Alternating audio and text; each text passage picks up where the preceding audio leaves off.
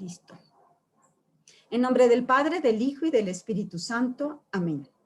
Ven, Espíritu Santo, llena los corazones de tus fieles y enciende en ellos el fuego de tu amor. Envía tu Espíritu Creador y renueva la faz de la tierra. Oremos, Oh Dios, que quisiste ilustrar los corazones de tus hijos con la luz del Espíritu Santo, haznos dóciles a sus inspiraciones para gustar siempre el bien y gozar de su consuelo. Por Cristo nuestro Señor. Amén. Dios te salve María, llena eres de gracia, el Señor es contigo. Bendita tú eres entre todas las mujeres y bendito es el fruto de tu vientre Jesús. Santa María, Madre de Dios, ruega por nosotros los pecadores, ahora y en la hora de nuestra muerte. Amén. Gloria al Padre, y al Hijo, y al Espíritu Santo. Como era en un principio, ahora y siempre, por los siglos de los siglos. Amén. Cristo Rey nuestro. Venga tu reino. Virgen prudentísima, María, Madre de la Iglesia. Ruega por nosotros. En nombre del Padre, del Hijo y del Espíritu Santo. Amén. Bueno, pues vamos a empezar con un tema precioso, más empezando ahora que comenzamos el mes de María, y es el tema de la Mariología. Quiero decirles que va a ser un estudio teológico, no son charlas espirituales, no son charlas motivacionales, sino realmente un estudio teológico. Y lo digo esto porque luego uno puede esperar otra cosa de lo que va a hacer. Y por lo tanto, quisiera comenzar diciendo, ok, es un estudio teológico sobre la Virgen María. ¿Qué es la teología? ¿No? Para podernos situar. El día de hoy va a ser una introducción solamente.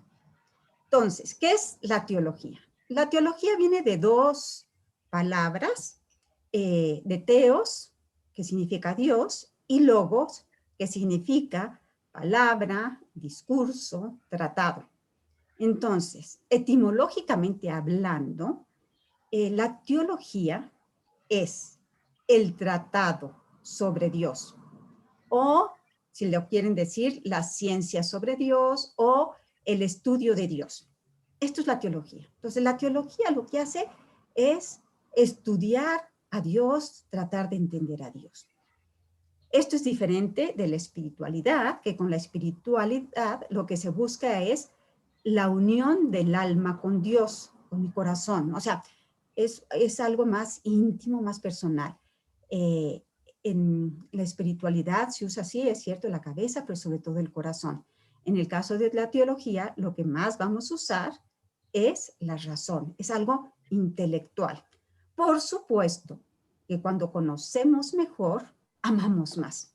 Entonces esperemos que, por supuesto, también nos lleve a amar más a la Santísima Virgen. Pero sí, es sobre todo un estudio teológico. A Dios se le puede conocer de tres maneras, ¿ok? Por un lado es el conocimiento natural, es decir, el conocimiento que se obtiene por la reflexión de la naturaleza.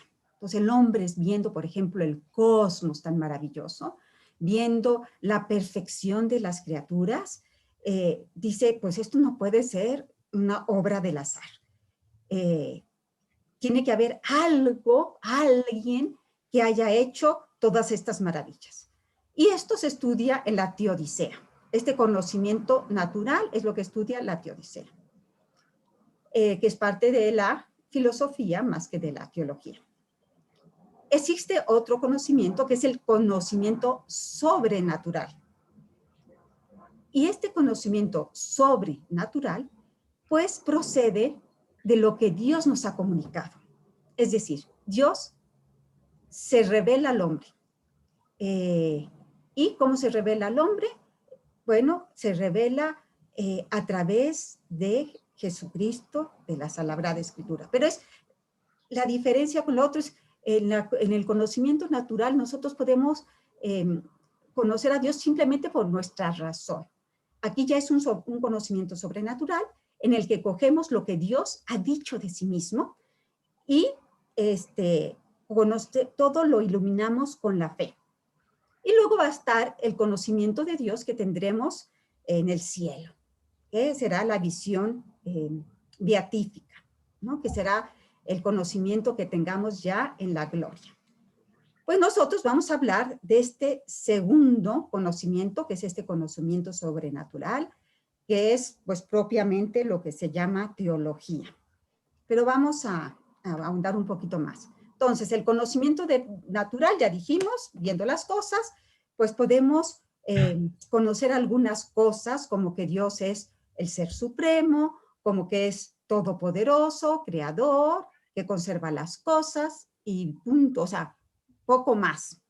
Mientras que con el conocimiento sobrenatural, lo conocemos por lo que Dios nos revela, o sea, lo que Dios se comunica al hombre. Dios decide ponerse en contacto con el hombre.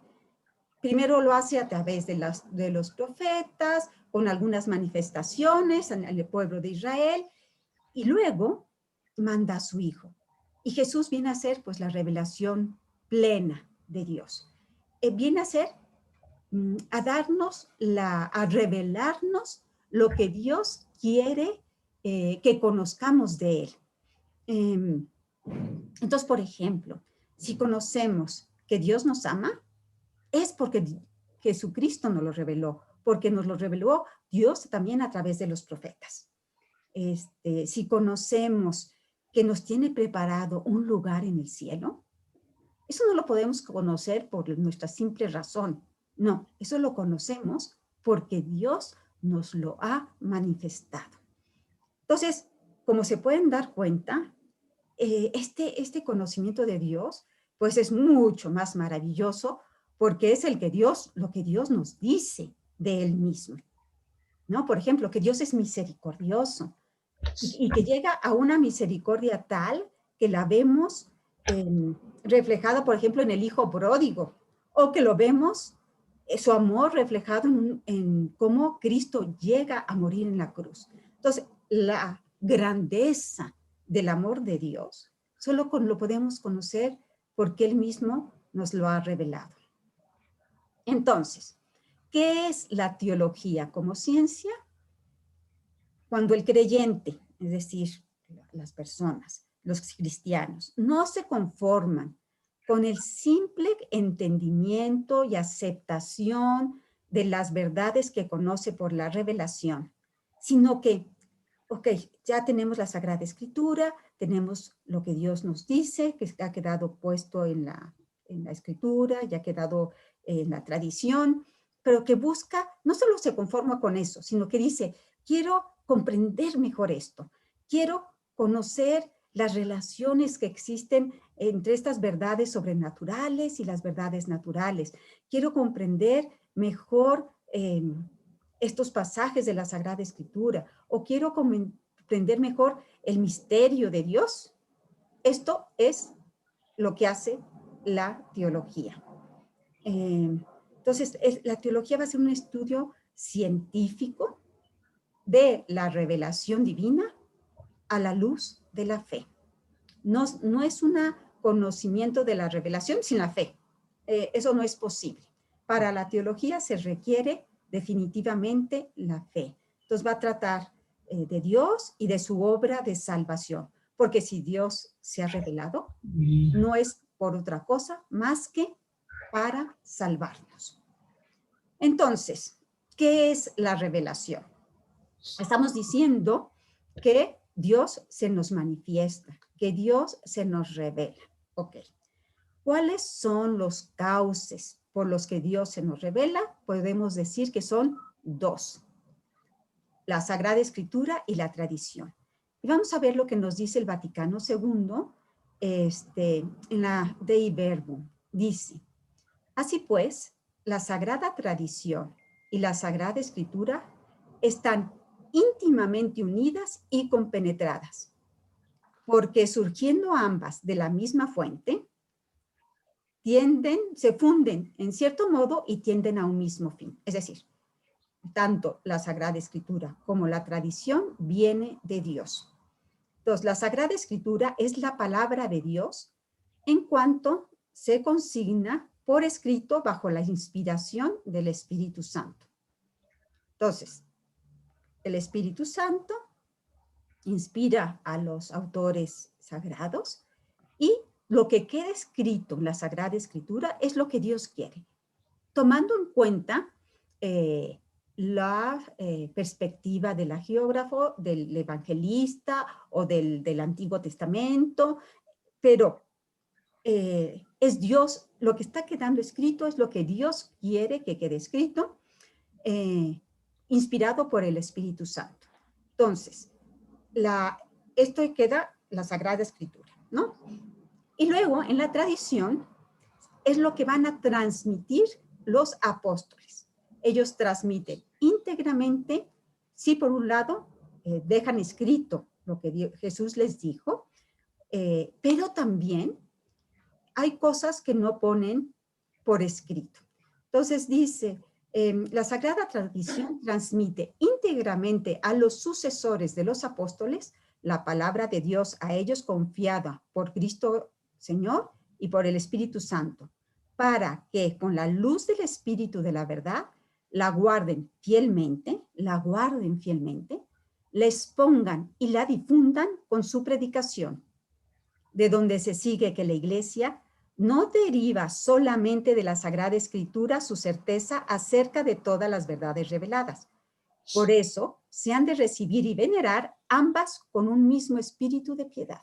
Entonces, creo que les quería poner este texto del Vaticano II, porque es un texto de la Iglesia, donde queda claro que la revelación viene de las dos. No podemos querer basar nuestra fe solamente de lo que quedó escrito en la Sagrada Escritura.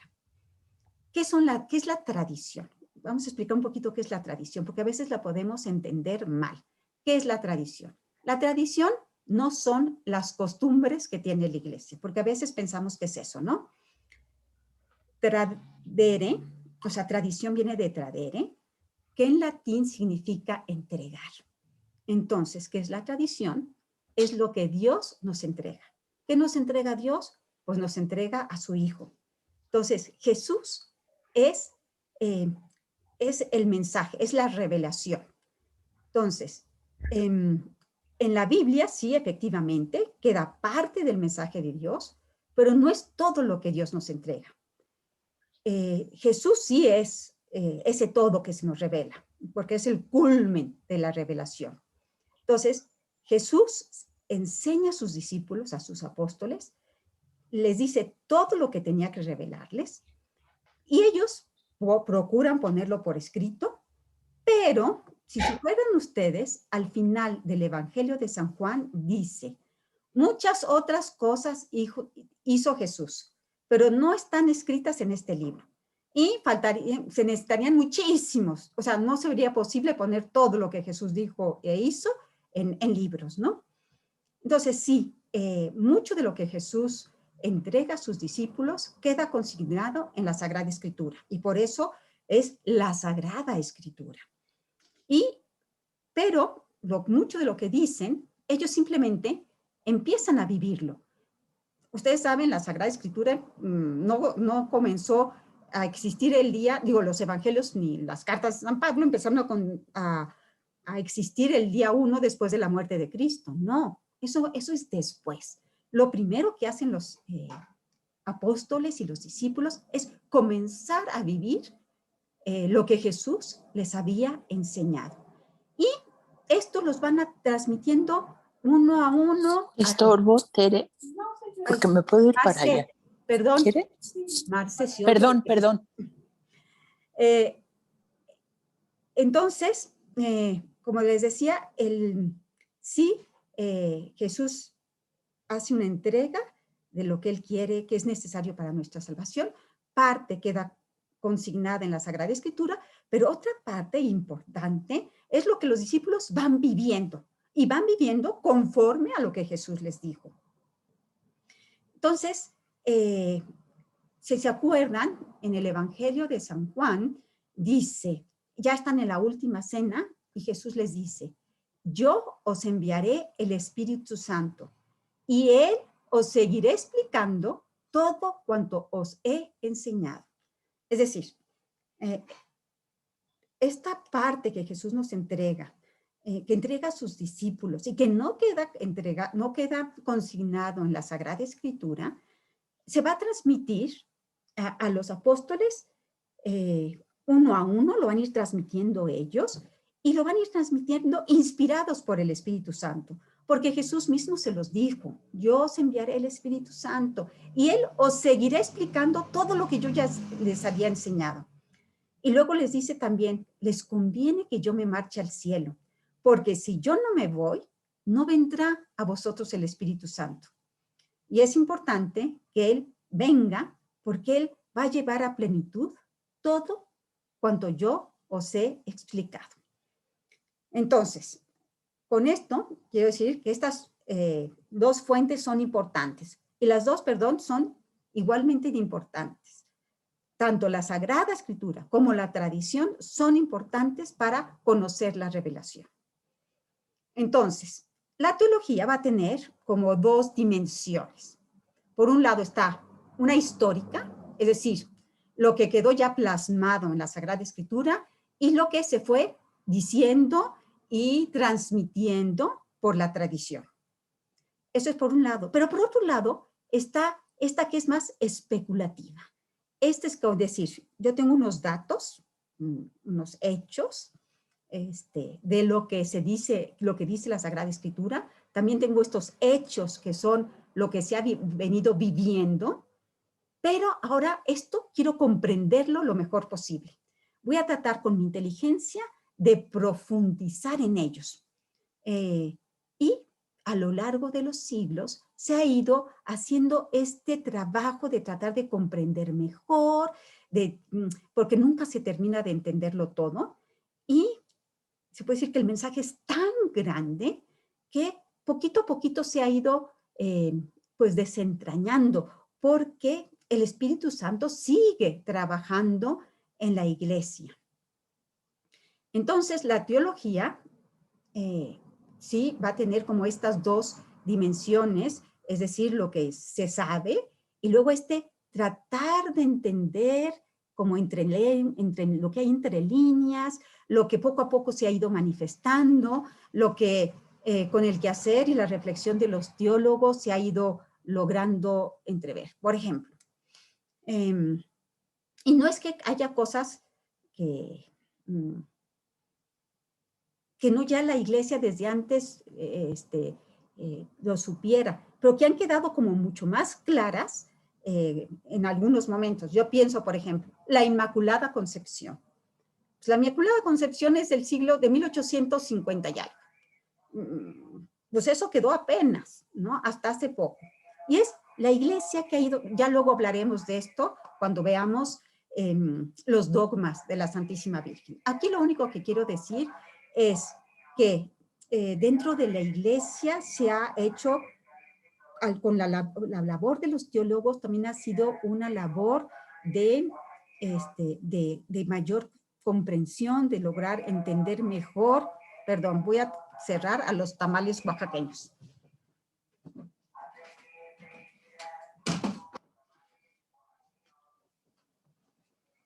A ver si cerrando la ventana se oye un poco menos. Bueno, entonces, la teología efectivamente tiene estas dos dimensiones. Ya dijimos que sus fuentes son la revelación y la Sagrada Escritura y la tradición. Pero el fin no es solamente conocer qué hermoso es Dios, no, y qué maravilloso que es misericordioso, no. Este conocimiento o el fin de la teología es llevarnos a ser mejores personas. Si Dios se manifestó, si Dios se reveló, es porque quiere salvarnos. Si Jesucristo vino al mundo, fue para esto, ¿no? Lo dice el mismo credo, ¿no? ¿Para qué viene Jesucristo? Ahora sí que por nuestra salvación. Entonces, el estudio de la teología no solo es para conocer, sino para llevarnos a la salvación. Entonces decimos que la teología es la fe que busca entender, no solo es la fe sino es la fe que busca entender, o la inteligencia de la fe, o la ciencia de la fe, como quieran ustedes llamarla. El Concilio Vaticano II dice que se trata de un conocimiento cada vez mayor de los tesoros insondables de la palabra de Dios sobre sí mismo y su mensaje de salvación. Entonces, el quehacer de la teología va a hacer que nosotros profundicemos más y comprendamos mejor el mensaje que Dios ha dado a los hombres. Y entendiendo que Dios jamás lo vamos a poder comprender. ¿Por qué? Porque Dios es infinito y nuestra cabeza es finita. Entonces, lo que podemos de conocer de Dios aquí en la tierra no es todo lo que es Dios. Es lo que Dios nos ha revelado. Y esto es lo suficiente y lo que necesitamos para poder salvarnos. Ahora, vamos a ver, esto es la teología. Habíamos dicho que vamos a hablar de la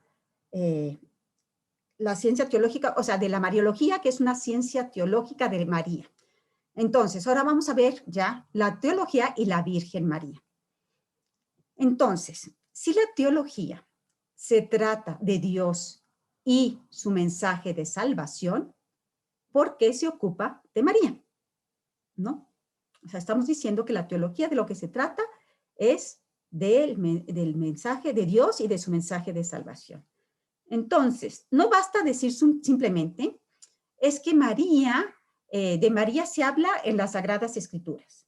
No basta, porque pues se habla de las Sagradas Escrituras de San Pedro, de San Pablo, de Moisés, de Abraham, del rey David, y es más, se habla mucho más de ellos que la de la Santísima Virgen. Y de ellos no hay teología. Basta, de ellos hay biografías o, sí, vidas de ellos, ¿no? Hasta películas si quieren, pero no se hace teología. Tampoco es por sus privilegios. ¿Por qué? Pues otros, no sé, Moisés también tuvo privilegios. Él veía a Dios cara a cara. Él hizo varios milagros, ¿no? O Elías, no sé. No basta esto. Esos privilegios personales, pues son para su persona. Tampoco por eso se hace teología de la Santísima Virgen. Entonces, ¿cuál es la razón válida para que se haga teología, para que la teología se ocupe de María? Si hemos dicho que la teología se ocupa de Dios y de su obra de salvación, fíjense que María entra de lleno en la teología porque Dios quiso asociarla de una forma positiva a esa obra de salvación. O sea, Dios, por voluntad expresa, o sea, por su voluntad expresa, quiso hacerlo así. Podría haberlo hecho de otra manera, pero no lo hizo. Entonces, el fundamento teológico del estudio sobre la Virgen María radica en su divina maternidad. O sea, Dios quiso que ella fuera la madre de Dios. Y entonces queda asociada de verdad íntimamente a la realización de los planes divinos. Jesús, al ser la madre de Jesús, de este hijo que es también de Dios, pues entra en la historia de la salvación de una manera indisoluble. Entonces, si María entra dentro de la teología, es por la forma en que Dios quiso llevar a cabo la redención. Y esto lo vemos en la respuesta de María al ángel. Ella dice, hágase en mí según tu palabra. Entonces, es según la palabra de Dios. No es que María se haya colocado ahí porque ella quiso. No, Dios fue el que llamó a María, le pidió su libre asentimiento y Dios quiso que entrara dentro de sus planes de salvación y que entrara como madre de su hijo, el Redentor. Y así también la quiso corredentora. Y de corredentora lo vemos desde el inicio del Génesis. ¿Se acuerdan? han pecado nuestros primeros padres, Adán y Eva. ¿Y qué dice Dios? Que vendrá una mujer que aplastará la cabeza de la serpiente, ¿no? Entonces, al aceptar María ser la madre de Dios y formarse Jesús en su seno, no solo se está formando el Jesús histórico, porque Jesús es uno, no es que sean dos Jesuses. Es decir, no es que haya no es que se formaran mellizos, ¿no? Un Jesús que era Dios y un Jesús que era hombre. No, el Jesús que se forma en la Santísima, se forma en el seno de la Santísima Virgen es la segunda persona de la Santísima Trinidad. Como ustedes saben, en Jesús, o sea, Jesús es Dios, o sea, su persona es divina, aunque tenga dos naturalezas, una humana y una divina, pero la persona es una única persona, no son dos personas, es una sola persona, y esta persona es divina. Por lo tanto, lo que está en el seno de la Virgen María es Dios mismo, es la persona de Dios, aunque tengas dos naturalezas. Por eso, María es madre, no del Jesús humano, es madre de Dios. Lo veremos después cuando hablemos de la maternidad divina, no se preocupen, ahondaremos mucho más en esto. ¿Ok? Entonces, ¿qué es la Mariología? Vamos a ver una definición etimológica. El término Mariología está formada también por dos palabras. Miriam, que es María, y logos, tratado, ciencia. Entonces, ¿qué es etimológicamente? Es el tratado o ciencia sobre la Virgen María. ¿Qué es entonces una definición? Podemos decir que es aquella parte de la teología, hay otras partes de la teología, es aquella parte de la teología que estudia a María como madre de Dios y madre de los hombres, según los principios de la revelación divina. Entonces, como decíamos de la teología, así es con la Mariología. Sus fuentes van a ser la revelación. Y esta revelación que viene, decíamos, de dos, de la Sagrada Escritura y de la tradición.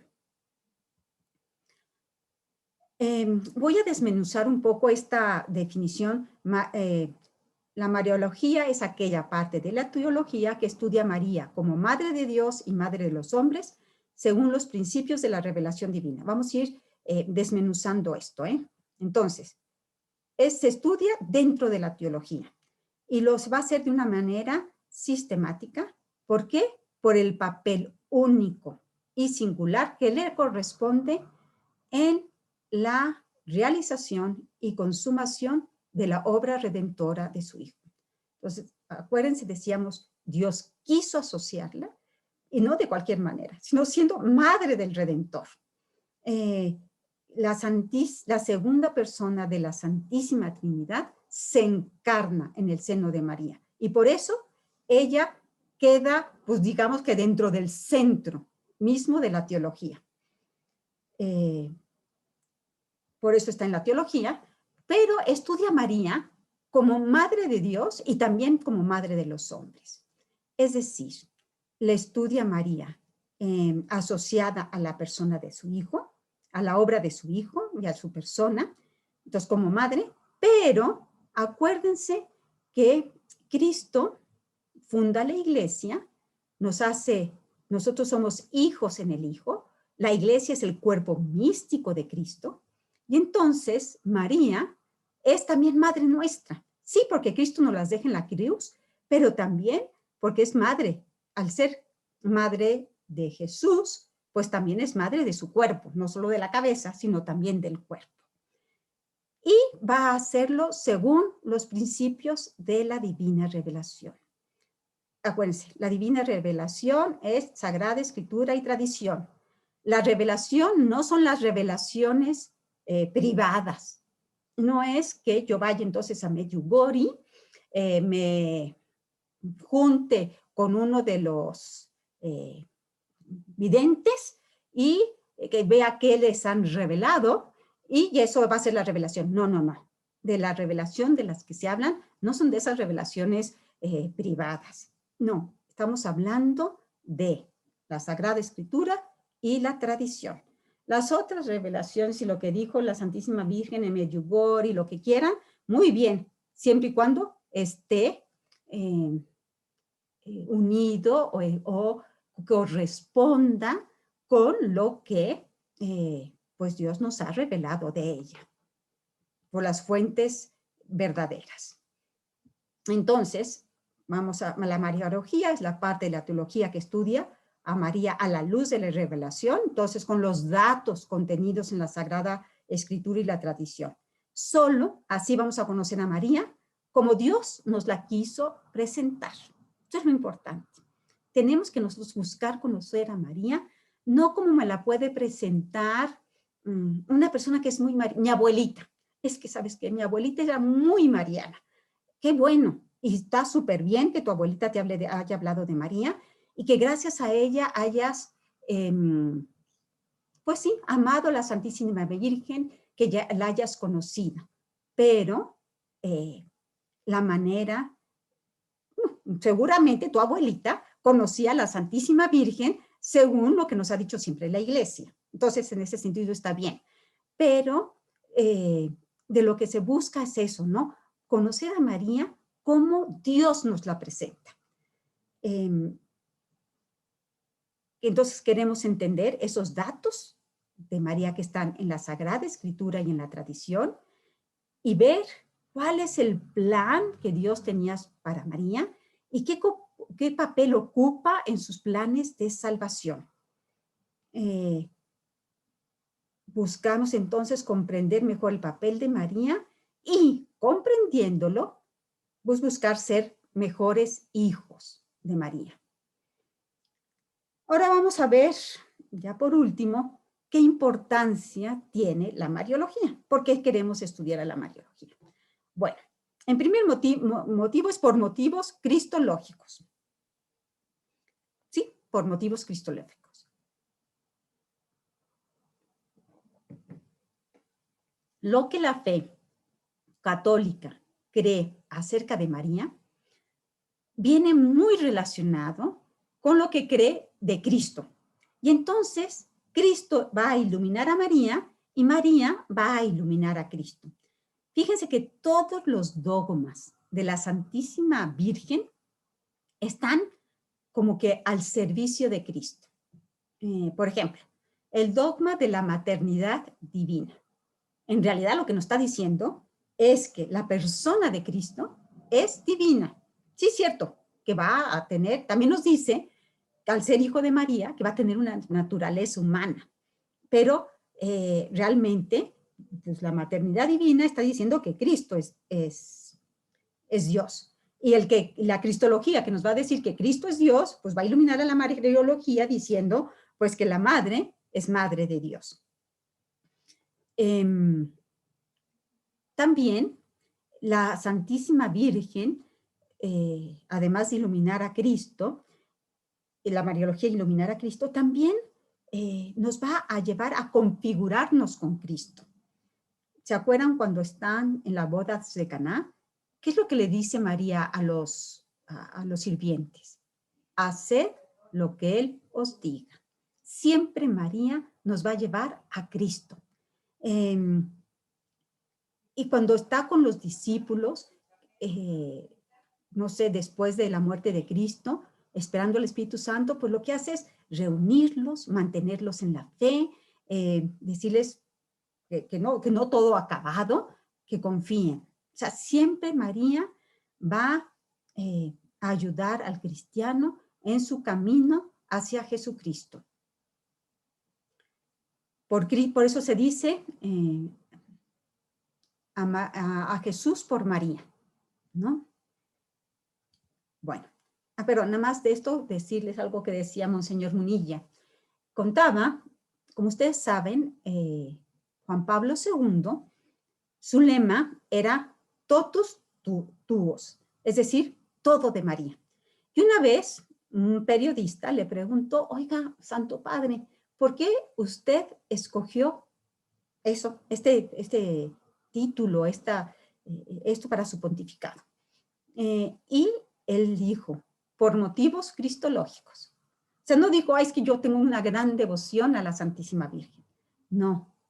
Sí, por supuesto tenía esta devoción a la Santísima Virgen. ¿Pero por qué? Porque María es la madre de Cristo.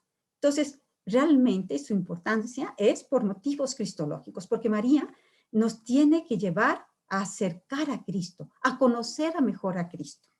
Entonces, es el primer motivo de la Mariología, es por motivos cristológicos. Siempre, nunca María tiene que estar por encima de Cristo, por encima de Dios.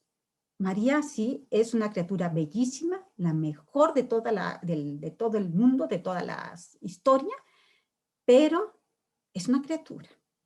Realmente lo importante es Dios, su obra de salvación, que Dios nos quiere llevar al cielo. Y poniendo a María en este lugar principal que Dios mismo le ha puesto. Entonces, ese es el primer motivo. El segundo motivo, y por lo que es importante, y ya lo medio comentábamos antes, por su relación con otros tratados de la teología. La Mariología ilumina otros tratados y lo mismo otros tratados la iluminan a ella. Por ejemplo, entonces decíamos la cristología y la soteriología. La soteriología es la teología de la salvación. Pues tiene una gran relación con la encarnación, ¿no? Y esta encarnación se llevó, pues, a cabo en el seno de María. Entonces, María va a reforzar esta verdad de la humanidad de Cristo, va a iluminar toda la cristología y también toda la historia de salvación. ¿Por qué? Porque Cristo vino como Salvador de los hombres. También va a iluminar a la eclesiología. ¿Por qué? Porque ella, por un lado, es la cabeza de la iglesia, pero también es la figura de la iglesia. María es, pues sí, la mejor hija de la iglesia. Nos dice cómo tenemos que ser los hijos. Y por otro lado, también nos dice cómo la iglesia es madre.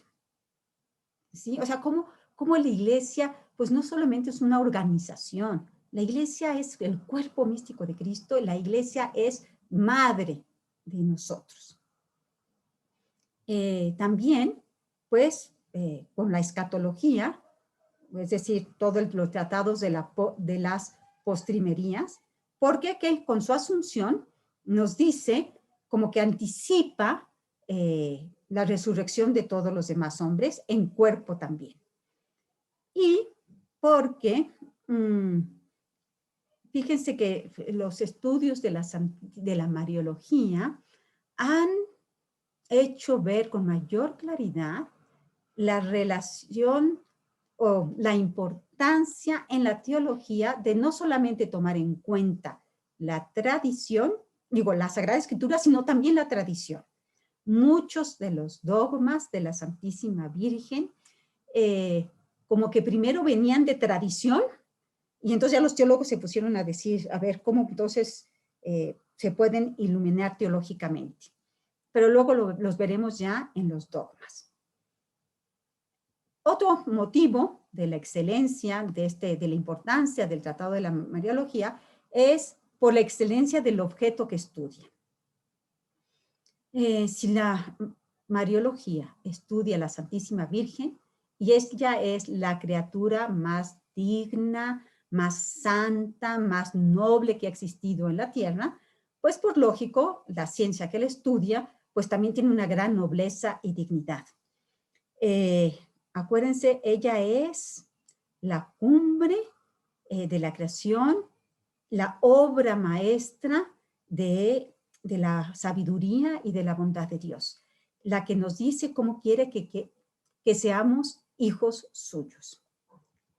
Y también, y yo creo que pues por esto lo estamos estudiando de una manera especial, es porque el estudio de la Mariología nos va a llevar a tener una sólida espiritualidad mariana.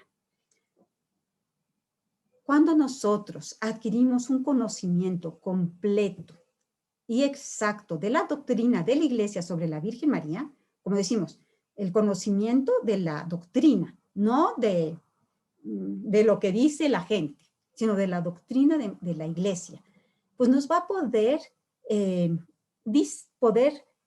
que podamos nosotros discernir lo que es una piedad auténtica de lo que es una piedad falsa.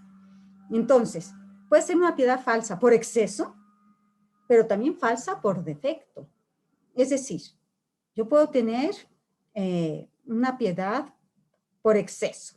Es decir, que para mí la Santísima Virgen está antes que Dios, ¿no? Entonces yo, todo lo que sea las fiestas de la Virgen, pues las celebro en todo lo alto, voy a todos los santuarios marianos y dejo a Jesús en un segundo lugar.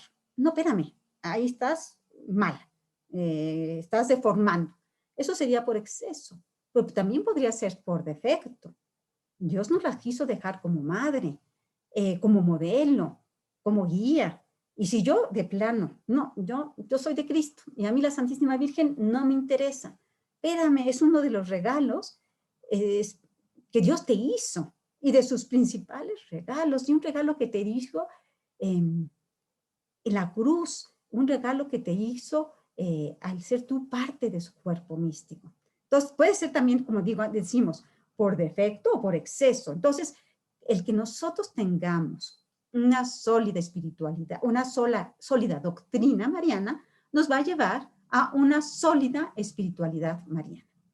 Y también, por otro lado, espero que también nos lleve a alimentar un amor auténtico hacia la Virgen María, como Madre del Salvador y Madre de los hombres, y que lleve a expresar esta devoción, este amor, con formas genuinas de veneración. ¿Y cuál es la de verdadera devoción a la Santísima Virgen? ¿Saben cuál es? No es llevarle velitas, no es peregrinar, no.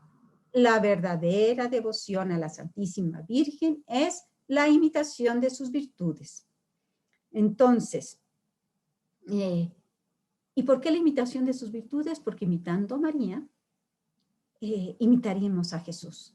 Jesús, San Pablo, ¿se acuerdan? Dice en un momento dado, sed imitadores míos como yo soy imitador de Cristo Jesús. Bueno, pues si San Pablo pudo decir eso, la Santísima Virgen infinitamente más, porque ella ha sido la criatura más perfecta como criatura, porque Jesús pues es hijo de Dios, o sea, es Dios, no es criatura. Pero la Santísima Virgen sí es la más perfecta, porque así Dios lo quiso, por porque iba a ser la madre de Dios. Dios la colmó de muchos regalos, como por ejemplo, que fuera inmaculada en su concepción. Es decir, que María luego sí, ella por su libre voluntad siguió siendo inmaculada, pero Dios le dio este don. O sea, Dios sí la colmó de muchas gracias especiales. Entonces, en la medida en que imitamos a María, vamos a ser más como Jesús. Entonces, por eso vamos a tratar de estudiar a la Santísima Virgen. Y pues con esto terminamos. Voy entonces a dejar ya de grabar y vamos a proceder a segundo.